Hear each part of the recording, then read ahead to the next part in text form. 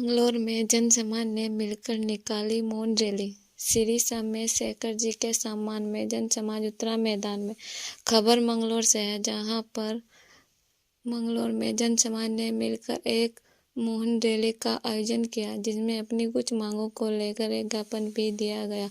आपको बता दें कि अभी हाल ही में सरकार के द्वारा जो नोटिफिकेशन जारी हुए हैं, जिसमें लिखा गया है, शेखर जी की पावन भूमि जैन समाज की धार्मिक भावनाएं जुड़ी हुई है। इस भूमि को पर्यटक स्थल बन जाने के लिए सरकार के द्वारा एक नोटिफिकेशन जारी हुआ है।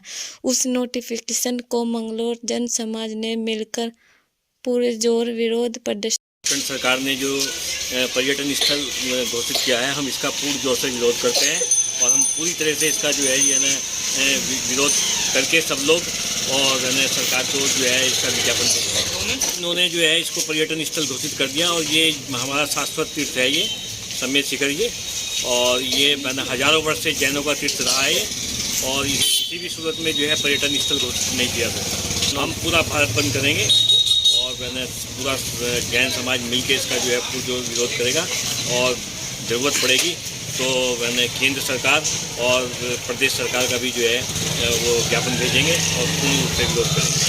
आज का हमारा विरोध प्रदर्शन जो है शेखर जी के लिए है। शेखर जी को झारखंड सरकार द्वारा और केंद्र सरकार द्वारा अपने बजट में पर्यटक क्षेत्र घोषित कर दिया गया है। जैसा कि पर्यटक क्षेत्र में किसी को भी आने जाने की मनाही नहीं होती और उसकी धार्मिक और पवित्रता नष्ट होती जा रही है। इस कारण से आज हमारा विरोध है। ये हमारा करोड़ों सालों से पवित्र क्षेत्र रहा है। यहाँ पर हमारे 20 तीर्थंकरों ने मोक्ष को प्राप्त किया है। इस वजह से हमारा ये पवित्र क्षेत्र पवित्र ही रहना चाहिए। इस विरोध में हमने पर्यटक स्थल की विरोध किया है।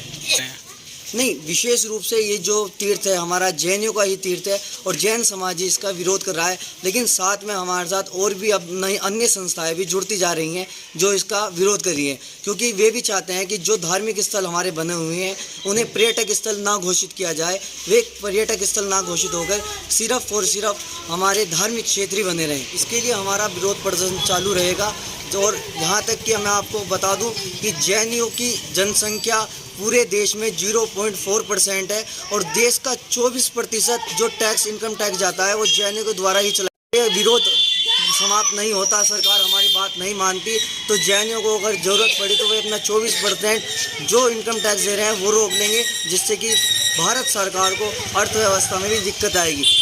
ऐसी दुर्घटना हो रही है जो हमारे मुगलों के समय में भी और अंग्रेजी शासन के समय में भी जो नहीं किया गया। अंग्रेजी शासन आया उसमें भी हमारे धार्मिक क्षेत्र धार्मिक ही रहे और मुगल शासन में भी जो हमारे क्षेत्र धार्मिक थे धार्मिक ही रहे।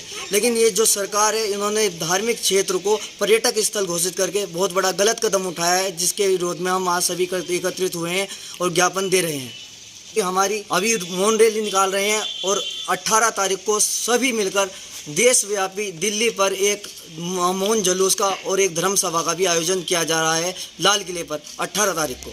आज भी सरकार हमारी मांग पूरी नहीं करती तो ये जो विरोध है आगे भी बढ़ेगा। ये हमारा जो सोमेश्वर है तीर्थ स्थान है, बहुत शाश्वत तीर्थ स्थान है, तो इसको जो गवर्नमेंट ने ये किया है कि इसको हम पर्यटक स्थल बनाते हैं, तो ये पर्यटक स्थल ना होकर ये एक पवित्र स्थान ही रहे।